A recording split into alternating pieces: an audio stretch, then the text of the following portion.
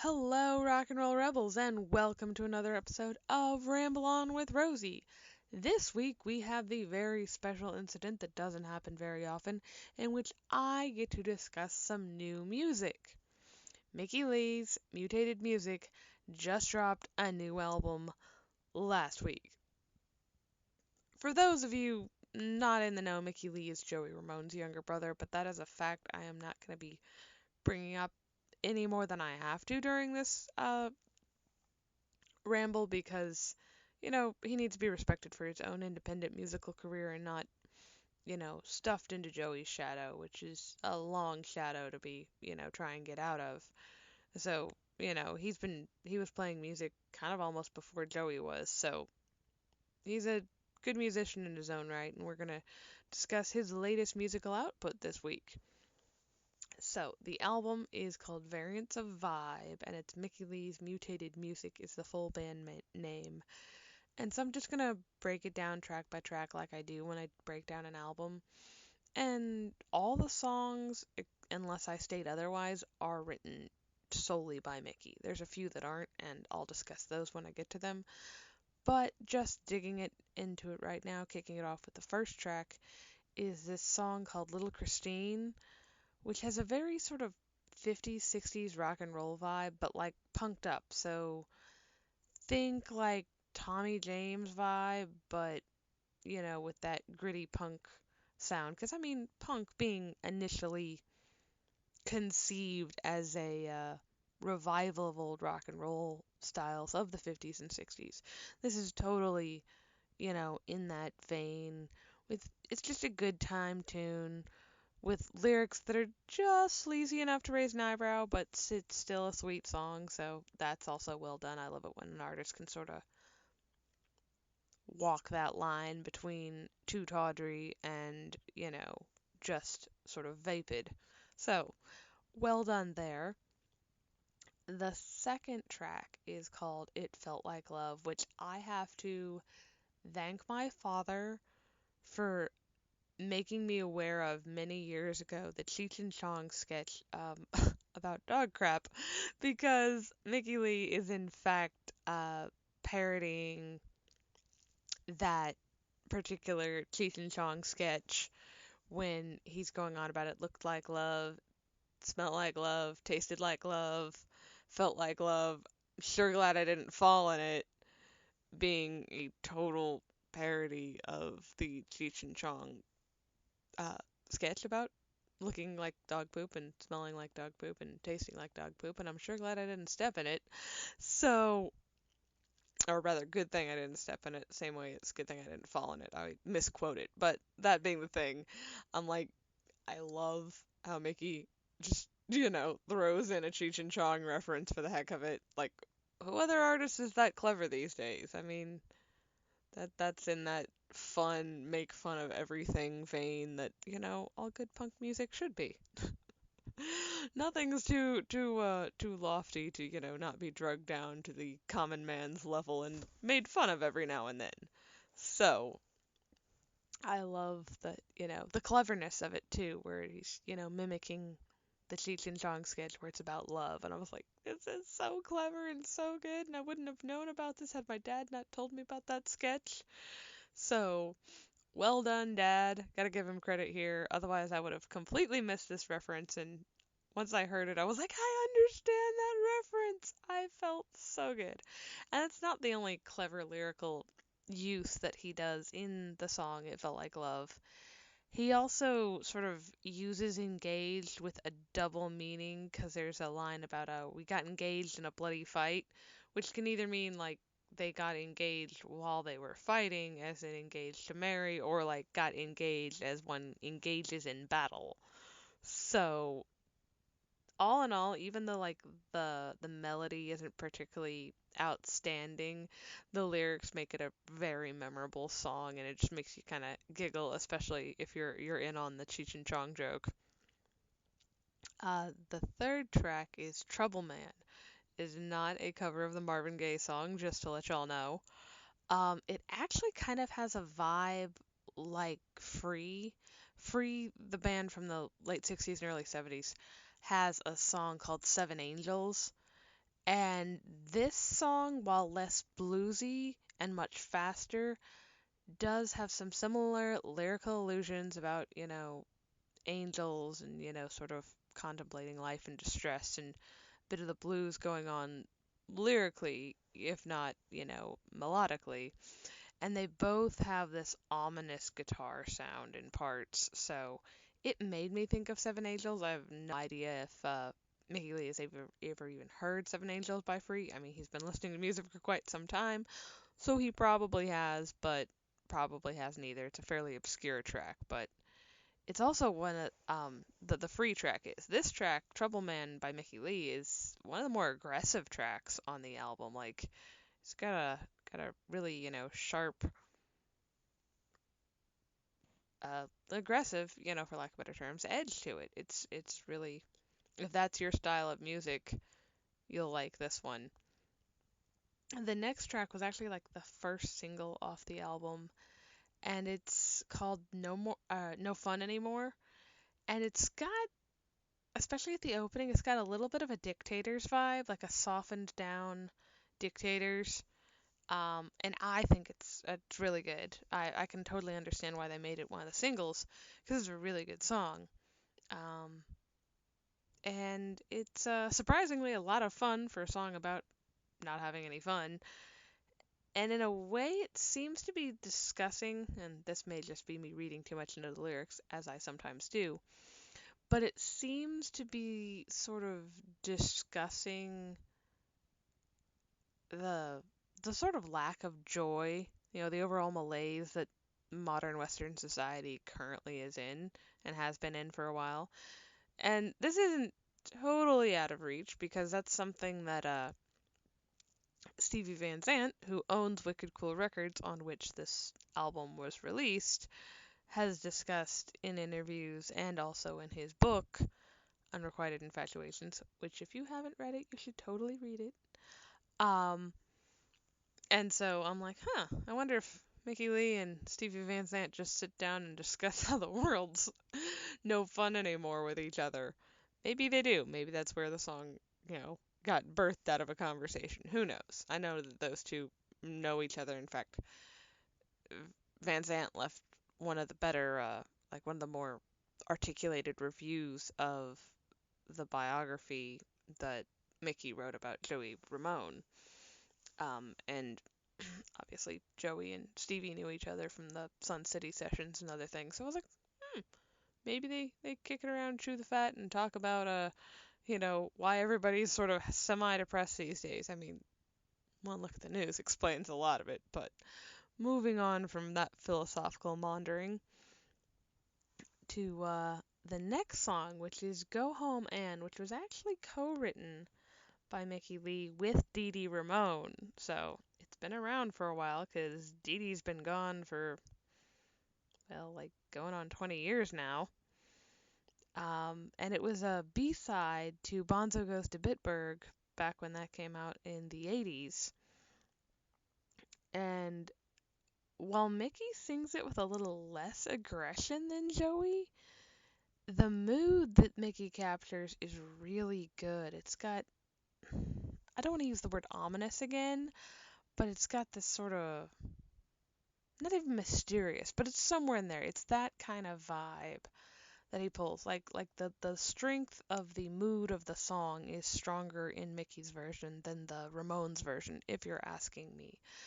And that may be a partial prejudice, that it just doesn't suit the Ramones and especially Joey to be singing a song about like basically using and leaving some girl. Like it's a complete polar opposite of all the songs that Joey writes when Joey's writing on matters of romance and love, because he was the one who wrote all of the, super cute, fluffy love songs. So that's why I associate him with. So even though he didn't write this one, it was a Dee Dee and Mickey composition. I'm like, it doesn't sound right having Joey sing about this because it's the complete opposite of all the other stuff he always sings about when he's singing about romance. I was like, let's face it, the Ramones songs usually fall into the category of very simple, idyllic 50s, 60s romance, love song vibes, or mental illness. Usually it's one of those two.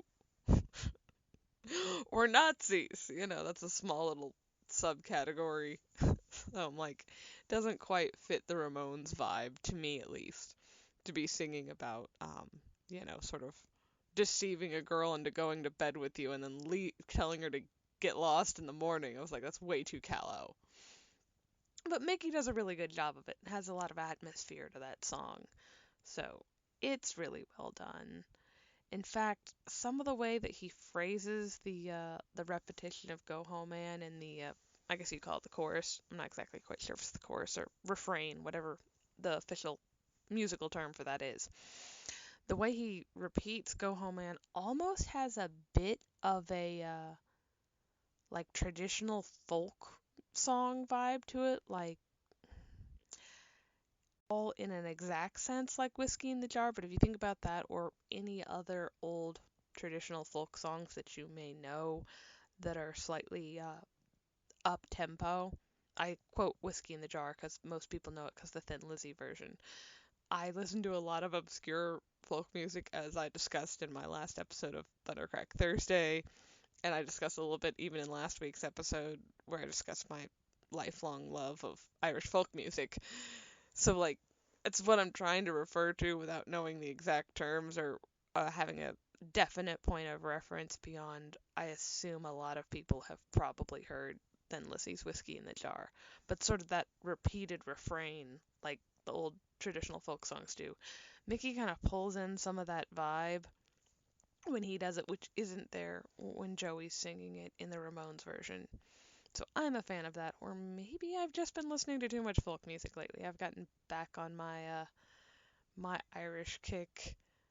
Uh, Needless to say, obviously, next month being Irish Heritage Month, and I'm going to be discussing a lot about Ireland. I'm like pre-gaming for that, so I'm here for it, and I may have just like heard something that wasn't there. But regardless, I heard it, so, I appreciate that, whether that was intended by Mickey or not. Now, the next song is called Spanish Eyes, and I know it's not a cover of the Bruce Springsteen song. It's really good, though. It was actually written by Joey and Dee Dee, so this one's a full-on cover versus Go Home Man, which was a co-write between Dee Dee and Mickey. This one was solely written by Joey and Dee Dee. And there's an unreleased version that you can find on YouTube. Mickey actually released it on Facebook a while back, and then it got put up on YouTube, which is easier to find it there. And it's really good. Like the lyrics are, right in Joey's usual vein of really, sweet, idyllic, classic romanticism. But if you listen to the Ramones version, I don't know for sure when it was done, but I'd place my bets on it being near the end of Joey's life, whenever the latter times he got to go into a recording studio and record anything, because he was planning a solo album when, he was dying of cancer. So I'd guess it would be around that time, because his voice seems to be lacking in its usual strength, so I'd say if I had to guess, this song was written in the late 90s, right before he went to the hospital for the last time or something is when it got recorded for the Ramones version. Obviously, this version just got recorded and put out by Mickey Leigh this year, and it's really good. I enjoyed it. Lyrically, it's like I said, it's great. Mickey's version is a little edgier than the Ramones version, and he delivers honestly some of his best vocals on the whole album. Like his voice is really good on this song. Has a lot of, he's singing in a deeper sound and does it really well. Now, the song after that is Loneliness, which I sort of did a double take when I first heard because it has a very strong solo Duff McKagan vibe. Like, if you've ever listened to Duff McKagan's, I want to say it's off of his first solo album. Like, when I binged Duff's solo career, I just sort of like, I think I had it on shuffle. But there's a song that has a very similar kind of feel to this song, Loneliness by Mickey Leigh, and I'm pretty sure it was off of Duff's first solo album. So that's probably sheer happenstance and coincidence, because Duff's solo album is not something that gets widely rotated. Not saying Mickey's never heard it, but I'm not saying I would have listened to it had I not had Duff not been not if Duff wasn't my favorite member of Guns N' Roses. And low-key kind of cute, but that's beside the point. Um, so I'm saying like that they're similar in vibe, probably because they share a lot of similar influences. Slash, also Duff was influenced by the Ramones. Look no further than his, usual shirt when he was in Guns N' Roses in the late 80s and early 90s. It's usually Ramones or the CBGB shirt. So he knew where to go for good inspiration, and obviously Mickey lived in those scenes, kind of, so he knew all the stuff. So it's probably just a shared influence. But Loneliness was also, it wasn't written solely by Mickey. It was written with his former Birdland bandmate and writer, Lester Bangs.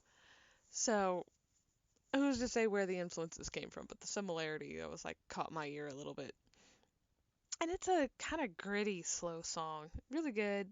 Got a lot of clever word pictures. And it's definitely a solid tune on the album. Now the next song is really, really good. It's called The Stories That Never Got Old. And it's hilarious because both my best friend and I, because I had her listen to this album just so I could hear her thoughts, and she literally texted me. She's like, "It's Stories That Never Got Old about Joey," and I was like, I strangely had that exact same thought. So we had the same thought separately of going like, did he write this song about his brother? Because there's a few lines with like kind of tragic allusions. And in the chorus, he literally has this line that says, "I want to write a book about you," which Mickey Leigh did write a book about Joey Ramone. It's like the best extant book on Joey Ramone, and I think it'll be kind of impossible to top, given it was written by a close personal family member. Just saying. Also, apparently they're making a Netflix show or movie about it, starring Peter Davidson, which I am iffy on. That's just me being cynical. I'm like, not sure how I feel about that casting, but we'll see how it goes. At least he has like New York origins like Joey would, so maybe he can get the accent right if nothing else. But anyway, so that line, the overall vibe of the song was like, is this about Joey? So I don't know whether Mickey wrote the song about his brother or not, but it definitely is a great song. Um, Same way as the book about Joey is a really good book, and I highly recommend anybody reading it just have a tissue box handy near the end. It's not pretty. If y'all ever saw my Instagram story after I finished the book, it's not pretty. But regardless, great song. And the chorus part definitely has this good like air punching concert vibe to it. Like I feel like it'd be a great song if he takes this album, if he does a tour to support this album, which I hope he does. The likelihood of it reaching my part of the country seems negligible at best, but one can hope. I'm like, come on, don't forget the Midwest slash, southwestern part of the South, whatever you want to call Texas, exists. And don't go to Houston and Dallas, because I can't make it there. But my logistical problems aside, especially Houston. I refuse to go to Houston. But yeah, logistics of concerts aside, I would love to see him go on tour with this album, because even if I couldn't go see it, I'd totally recommend anybody else going to see it, because the songs are really good and definitely kind of concert energy I could see very easily coming out of them. So, like I said, Stories That Never Got Old definitely has some like fist raised, punching the air kind of vibes to it.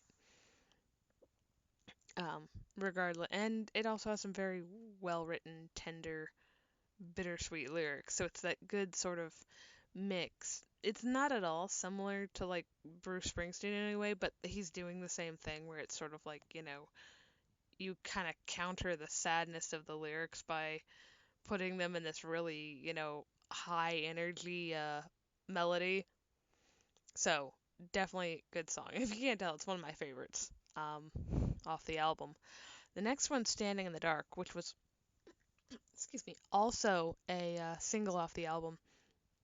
Has a really strong Tom Petty vibe. Like, overall, Mickey's voice does, like, if I had to compare his voice to anybody's, because I have been lately this week trying to describe this album to people, Mickey Leigh's only the artist his vocals resemble strongest, I would have to say, would be Tom Petty. When I was describing him to somebody, I was like, it's like Tom Petty with sprinklings of Duff McKagan and Elvis Costello. But definitely the heavy Tom Petty sort of foundation to it. So this song, he isn't just singing a bit like Tom. The melody even has a Tom Petty vibe to it. Um, with the opening of the song kind of feeling like that highway driving Tom Petty, American Girl-ish Tom Petty sound, but more urban. So like rather than a country highway, or interstate like Tom Petty's taking you on when you're driving 80 miles to, down an hour down the road, this has more of like the urban Midwest, I mean not Midwest, urban expressway vibe instead of the empty country highway. But and it's also got a really good guitar break. So it's another really good track off the album. The next one is I Got a Message for You. It was written by Mickey and his former bandmate from Stop, Neil Ben Ezra, which, side note, that may be the most take the legend last name I have ever read in my life. Ben Ezra, I think, takes the cake. But regardless of, that Stop, I don't know a whole lot about the band. Mickey talks about a little bit in his book. But this song is probably the hardest song on the album, even more so than Troubleman. So whatever Mickey and Neil were doing in Stop writing this song definitely seemed to have a harder edge to it if this is the same arrangement as they used back then. It's really hard to find any of Mickey's earlier stuff. It's like not on Spotify. Like I went to go find stuff for his band, the Rattlers. It is not on Spotify. I didn't look up Stop because I kind of forgot he had that band. So it's just finding anything previous by Mickey to compare his current and latest release with is difficult because his musical career was not really hugely or even remotely commercially successful. So, other than the sibling rivalry, I don't even think it was an album. I think it was just an EP that he did with Joey, finding some previous Mickey Leigh musical contributions on Spotify, which is where I tend to listen to music the most. It's really difficult. So, I'm simply going off of comparing him to other artists because I can't compare him to his past very well because finding the music from his past is challenging to say the least. Now, the next song is When the Truth is on Trial, and it may be like the strongest the strongest song on this album. It's got such a very evocative mood, and it just pulls you into it. Like, he creates this really intense mood with the music, and his voice kind of varies from sweet to almost menacing, and the melody does the same, but not necessarily at the same points that his voice is doing it. So it just really, it's a really engaging song melodically, and the lyrics too. So overall, it's just like a whole, experience. And musically, it's got a bit of a grunge vibe, but it still feels very original. I'm just, trying to compare it to known things, and it's kind of got like that 90s grunge vibe a little bit, but definitely still Mickey's own stamp is on it. He's doing his own thing, and it's really good. The next song is The Brave Old World, which is an upbeat ditty. I really enjoy it. I like things with clever lyrics, and this one, the lyrics are entirely, or not entirely, but mostly like making opposites. Like the title suggests, with Brave Old World instead of Brave New World. And so there's a lot of things that are amusing because it's, pairing opposite things with each other in the same way that you would, um, in a common saying. I'm trying to think of some examples, but honestly, just listen to the song and you'll get it. It's like I said, really clever lyrics going with there, and also an incorporation of saxophone that would make Bruce Springsteen proud. So, yay, somebody using, a saxophone in a rock band. Because outside of Bruce, I can't think of a whole lot of artists who do that terribly often. So, I was happy to hear that. I was like, yes, nod back to the early, 50s and 60s and first generation of rock and roll that definitely used the saxophone more than rock music currently does. And another fun song, and the next one is Lost in Space, which honestly sounds more like a Ramones song than the Ramones song, or than the songs that were written by members of the Ramones that he covered on this album. It's got such a Ramones vibe, which of course I love, because I love the Ramones. And like the lyrics even have like the sarcasm to them.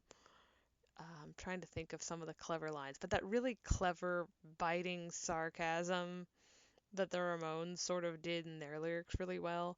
And it's got the hard driving guitar. And there's even a line about, being an animal, which sort of reminded me of Animal Boy a little bit. I was like, I wonder if Mickey is taking a nod to the Ramones album there. And if it's not a reference to that album, it's fine. The opening of the next song is definitely a whole Ramones reference. Like, there's no escaping it when someone rapid fire shouts out 1, 2, 3, 4 what band they're referring to.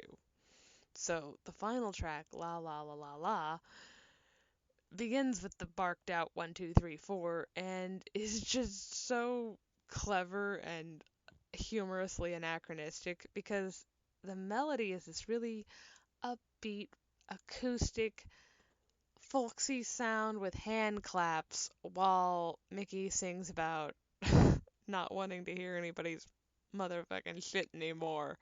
And I was like, this song is a mood. I love things that are, anachronistic like that, where they pull in, do opposite things. You're like, this is not what I was expecting, and it's great because of that. Which is a lot of cleverness and humor on his part, and some of what's kind of lacking in pop music. Not to get on that tangent, because the Ramones covered that tangent plenty in their own lives, and they've been dead for 20 years, and the music scene has not gotten any better, really. So I won't go down that rabbit hole. But it's a really good song. I mean, they all are, for the most part. I mean, even the weaker ones are still enjoyable. Obviously, no album is ever going to have, like, 100% bangers and hits, but they all have, some positives, especially, depending on your taste in music. And I like to highlight those rather than trying to be the nose in the air music critic who criticizes unconstructively. I was like, if something could do with improvement and I saw or heard that rather, then yeah, I'll say that. But I'm not going to just rag on something for the sake of sounding self-important. So that was my take on Mickey Leigh's Mutated music, which I highly recommend everybody checking out because it was a really good album. And also, even if you just think it's a so-so album, it's worth listening to and sharing because, well, not to get back on the bandwagon, but pop radio is not playing good old rock and roll anymore.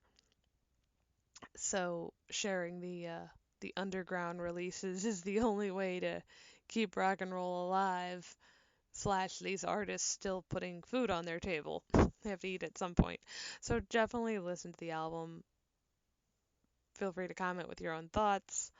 I would love to hear some other people's responses to this album, and I'm curious how they felt versus how I felt, and who and what y'all compare this latest musical output with. So, by all means, hit me up on Instagram or drop a comment wherever on my YouTube channel, and I will happily discuss it because I'm like, yes, new music that's actually new, not just I discovered a song from 50 years ago that I didn't know, but new music.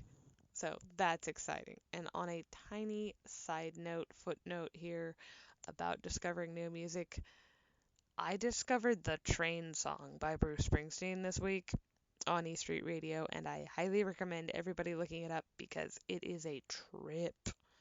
It went to a very dark place very unexpectedly, and I love it for doing that.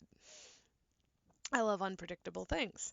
So, go check that out, and more importantly, go check this whole album out. So, check out a Bruce Springsteen song and a Mickey Leigh album, and that is your quest for the week. But more importantly than all that is to be kind to each other. It's a rough world out there right now. Um, so be kind, be loving, and rock on. And I will talk to y'all next week, which is in March. So get ready to hear about Rory Gallagher and all things Ireland next month, because I'm stoked. Anyways, have a great week, y'all. Rock on.